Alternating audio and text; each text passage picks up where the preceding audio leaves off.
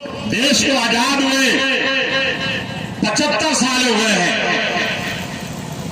और इन 75 सालों में वो कौमें जिनके हाथ अछुआ पानी नहीं पीते थे वो हमसे 100 मील आगे निकल गई है। 100 मील आगे निकल गई है वो कौमें।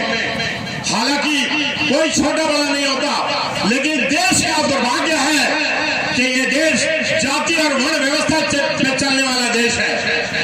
ये देश का दुर्भाग्य है क्योंकि कुदरत की निगाह में, कानून की निगाह में, आईपीसी की निगाह में सब बराबर है, लेकिन इस देश की जमीनी सच्चाई यह है कि इस देश में सभी बराबर नहीं है।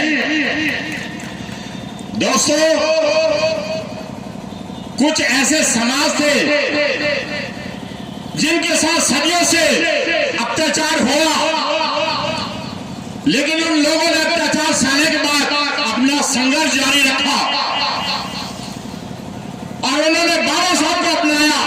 उन्होंने अपने बहुजन समाज के सभी महापुरुषों को अपनाया, उनके वीर वीरांगनाओं के जीवन से सीखा और आज वो लोग संगठित होकर संघर्ष करने के कारण 100 किलोमीटर आगे कोली समाज से निकल गए। उन सभी लोगों के लिए भी ताली बजाइए। सिद्धंती कार्याणी में मनोरथई नहीं सुप्त संघर्ष से प्रविशंति मुखे दरगाह। अरे मात्र कल्पना करने से कोई आगे नहीं पड़ता है। जंगल का राजा शेर होता है, लेकिन शेर को कितना परिश्रम करना पड़ता है, तब जाके वो हिरण को पकड़ पाता है और अपने उधर की जो है भूख को मिटा पाता है। हमारे समाज के लोगों, मैं आपको इस मंच से कहना चाहता हूं, अरे क्या तुम्हारा खून पानी हो गया है? अरे क्या बात है कि तुम लोग जो है जब कोई हुंकार भरता है तो उसको सुनते क्यों नहीं हो? ये इस मंच से ये मेरा जो आज का भाषण है पूरे संसार में जाएगा।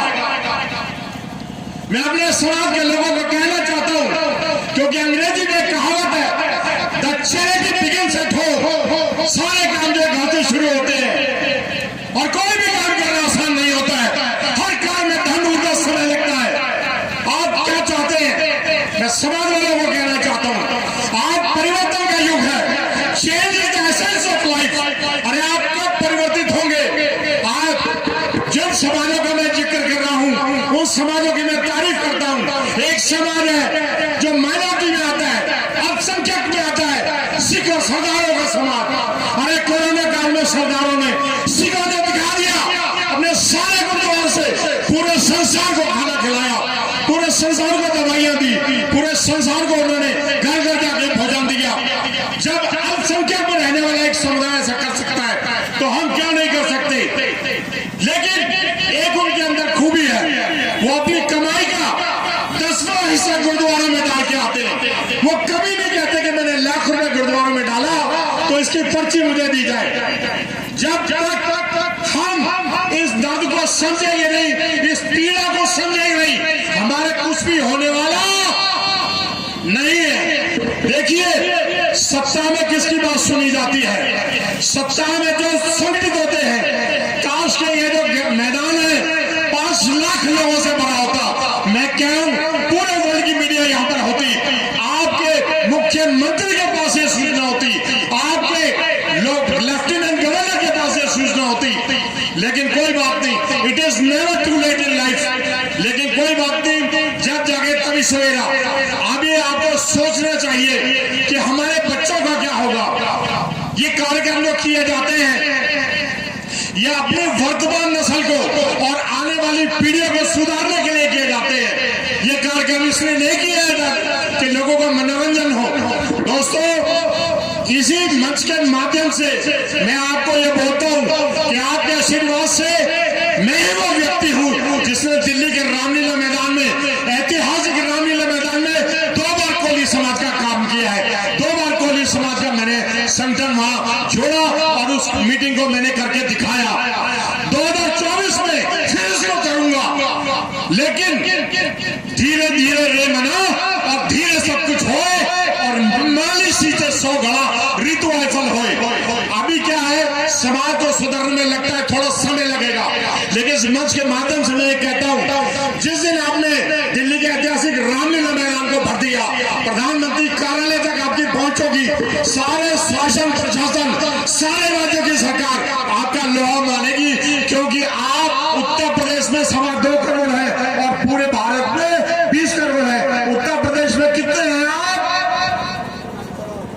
उत्तर प्रदेश में 2.25 करोड़ है। भारत में कितने हैं आप? 20 करोड़। 20 करोड़ का 1% कितना होता है? कोई बताएगा मुझे पटियाला में 20 करोड़ का 1% कितना होता है? बताएगा क्या? 20 लाख होता है। तो क्या 1% लोगों को हम जगा नहीं सकते?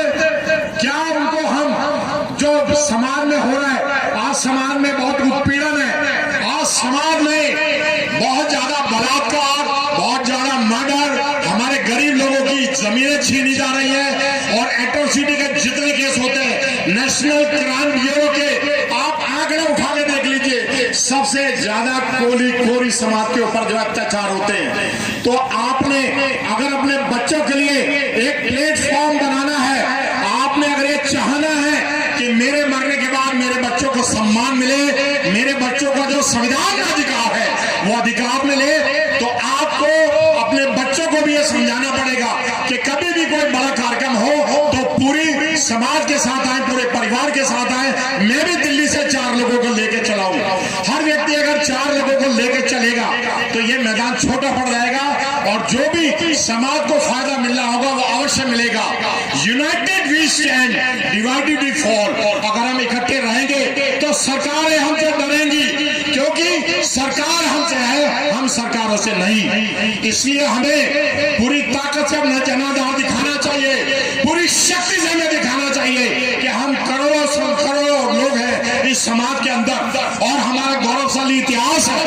हम भगवान बुद्ध के वंशज हैं, हम चक्रवर्ती सम्राटों के बच्चे हैं, लेकिन हम अपनी कुरीतियों के कारण, अपने गलत रीति रिवाज के कारण, हम शराबखोरी के कारण, हम जुआ खेलने के कारण, हम लैग पुलिंग, हम एक दूसरे की टांग खींचने के कारण आज हम दर के भिखारी बन गए हैं। लेकिन अब समय आ गया है, आप लोहा गर्म है, आप सब लोगों को हर महीने एक मीटिंग, क्योंकि आगरा में 1.25 लाख समाज का लोग रहता है, कोली समाज का लोग, अगर 1.25 लाख लोग, उसका 1% होता है 12,500 लोग। अगर 1% लोग आगरा में हर माह बैठक करेंगे, हर महीने बैठक करेंगे, तो आपके पास चल करके ये सरकार आपके घर पर आएगी और जो सरकारों के योजनाएं हैं, सरकारों की बहुत योजना है, अनुसूचित जनजाति, पिछड़ा वर्ग, अल्पसंख्यक वर्ग के लिए बहुत योजना है, लेकिन योजना का फायदा किसको मिलता है कि जो समाज संगठित हो जाता है। समाज संगठित होगा, उसको सारे उसके सपने पूरे होंगे। एक समाज के लिए मैं एक बात बोलता हूं, समाज आज चिड़िया की तरह हो गया है। चिड़िया कमजोर होती है और बाघ बड़ा शक्तिशाली होता है। तो हम जो चिड़िया है, हम कब बाज बनेंगे कि बुलबुलों के पंजों में बाज नहीं रहते, हम बुलबुल बन के रह गए, चिड़िया बन के रह गए।